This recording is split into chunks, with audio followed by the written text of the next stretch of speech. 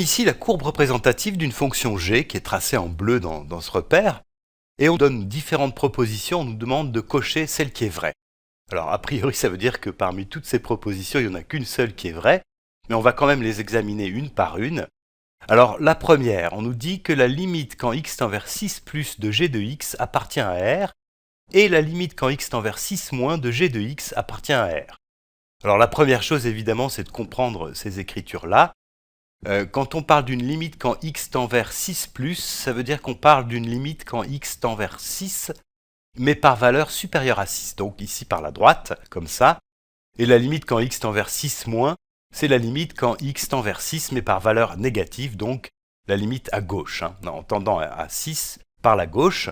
Donc ça c'est la limite à droite, et ça c'est la limite à gauche. Alors on va regarder déjà la limite à droite. Donc je vais regarder ce qui se passe. Si je prends x égale 9, le point correspondant c'est celui-ci, et son ordonnée c'est -3 a priori. Quand x est égal à 8, je suis sur ce point-là, donc l'image c'est à peu près -3,5, un petit peu moins de -3,5. Et puis quand x est égal à 7, je suis ici, donc je suis à -3,3 à peu près. Quand x est égal à 6,5, je suis là, donc un petit peu plus proche de -3 que tout à l'heure. Et puis si je me rapproche encore de 6, donc disons 6,1 ici, j'arrive ici, et je me rapproche encore de la valeur -3, et si je me rapprochais encore un peu de 6, donc par exemple x égale 6,01, je serai encore plus proche de cette valeur de -3 ici. Donc ici la limite à droite en 6 de g de x, c'est bien un nombre réel, puisque a priori c'est égal à -3, cette limite-là est égale à -3, donc c'est un nombre réel, donc ça c'est vrai. Alors on va regarder maintenant le cas de la limite à gauche, quand x tend vers 6 par valeur inférieure à 6. Alors je peux commencer n'importe où, je vais regarder ici par exemple pour x égale 4, je suis un petit peu en dessous de 2. Pour x égale 5, je suis à 3. Pour x égale 5,5, je suis ici, voilà. Maintenant, si je me rapproche encore de 6, disons 5,8, je suis à peu près là. Si je me rapproche encore 5,9, tu vois que là je sors du graphique, mais ce qu'on peut imaginer, c'est que si on prolonge cette courbe, en fait, elle va se rapprocher de cette droite-là d'équation x égale 6, mais sans jamais la toucher. En fait, cette droite-là, x égale 6, c'est une asymptote pour notre fonction. Et donc ici, quand x se rapproche de 6 par la gauche, eh bien notre limite, en fait, elle est infinie. C'est plus l'infini, c'est pas un nombre réel, donc ça, c'est faux. Puisque la limite quand x tend vers 6 moins de g de x, d'après ce graphique, eh bien ça serait plutôt plus l'infini. Ce qui veut dire que cette proposition-là est fausse. Alors on va regarder la deuxième. Limite quand x tend vers 6 de g de x existe. Alors une condition pour que la limite quand x tend vers un point d'une fonction existe, c'est que la limite quand x tend vers ce point-là par la droite et la limite quand x tend vers ce point-là par la gauche soient les mêmes. Alors ici on a vu que la limite quand x tend vers 6 à droite, eh bien c'était un nombre réel, on a dit que c'était -3, alors que la limite quand x tend vers 6 à gauche, la limite à gauche, eh bien c'est pas un nombre réel, c'est plus l'infini. Donc ces deux limites-là ne sont pas égales, ce qui veut dire que la limite quand x tend vers 6 de g ne peut pas exister. Donc ça, c'est faux. Voilà. Alors ensuite, g est défini en 6. Alors est-ce que je peux à partir de ce graphique déterminer l'image de 6?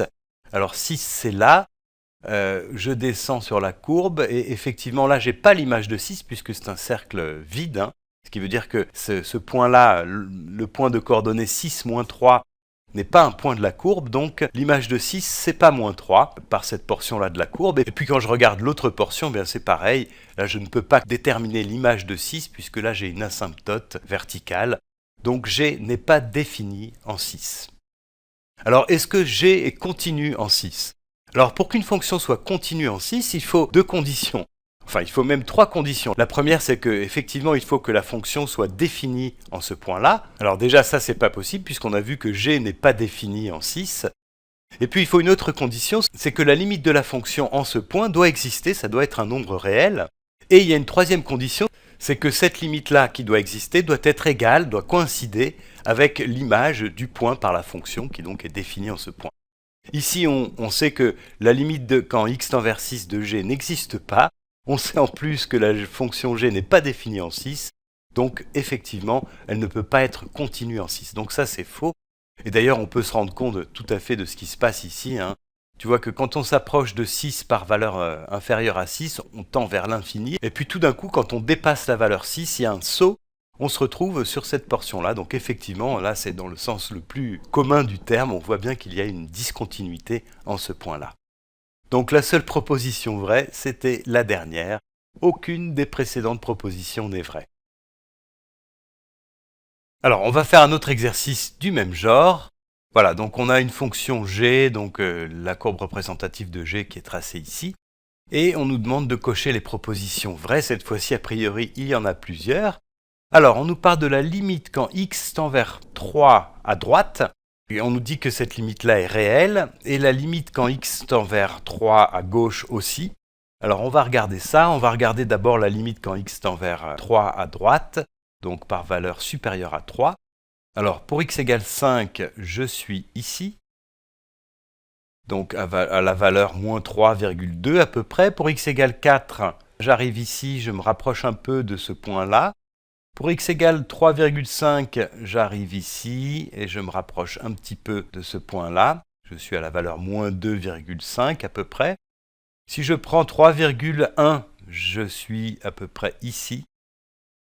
Et tu vois que si je pouvais zoomer ici, si je pouvais prendre la valeur x égale 3,01, je serais encore plus proche de ce point-là, donc plus proche de la valeur moins 2. Donc a priori, la limite quand x tend vers 3 plus de g de x, c'est bien un nombre réel, donc ça c'est juste. Et a priori, cette limite-là, elle est égale à moins 2.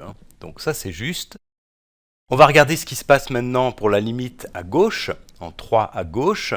Donc si je prends x égale 1, je suis ici, un petit peu avant moins 1. Pour x égale 2, je suis ici à 0,5, ici à peu près. Si je prends x égale 2,5, je m'approche encore de ce point-là. Je suis à peu près à 1,2, disons. Et si je pouvais zoomer, si je prends par exemple 2,9, je suis ici. Et tu vois que si on pouvait zoomer et prendre une valeur x égale 2,99 par exemple, on se rapprocherait encore plus de ce point-là. Et donc la limite quand x tend vers 3 moins de g de x, c'est bien un nombre réel et on dirait que c'est la valeur 2. Donc cette limite-là existe, ça c'est vrai. Et donc cette proposition-là, elle est vraie. Alors ça ne veut pas dire que les autres sont fausses, on va quand même continuer à examiner ça. Alors limite quand x tend vers 3 de g de x existe. Alors pour que cette limite-là existe, il faut que la limite quand x tend vers 3 à droite coïncide avec la limite quand x tend vers 3 à gauche.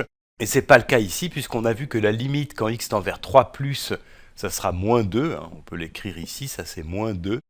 Et la limite quand x tend vers 3 moins de g, eh bien c'est cette valeur-là, c'est 2.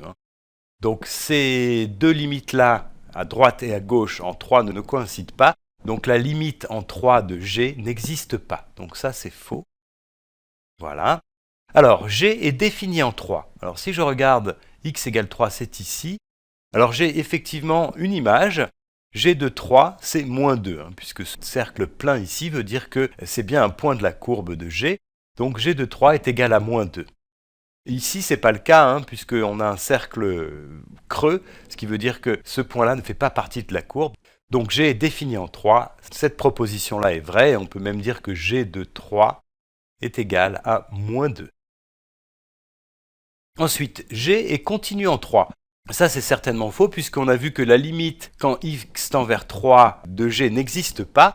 Donc g ne peut pas être continu en 3. Et d'ailleurs, ce qui se passe, c'est que quand on parcourt cette courbe comme ça en venant de la gauche, on se rapproche de ce point-là, et puis tout d'un coup, il y a un saut, on se retrouve à la valeur moins 2 qui est en bas. Donc ça, c'est vraiment un cas flagrant de discontinuité. Voilà, et donc je peux barrer aussi la dernière proposition, puisque on avait déjà deux propositions vraies.